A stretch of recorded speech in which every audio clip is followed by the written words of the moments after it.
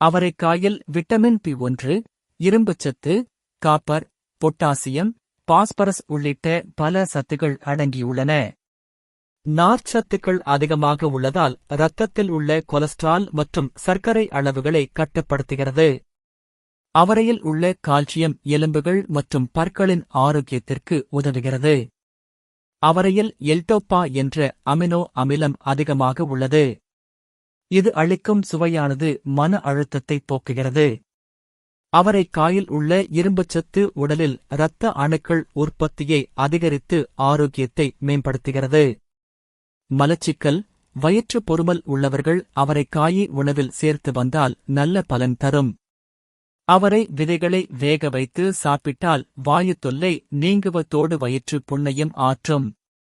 முற்றிய காயை உணவில் சேர்க்கக்கூடாது.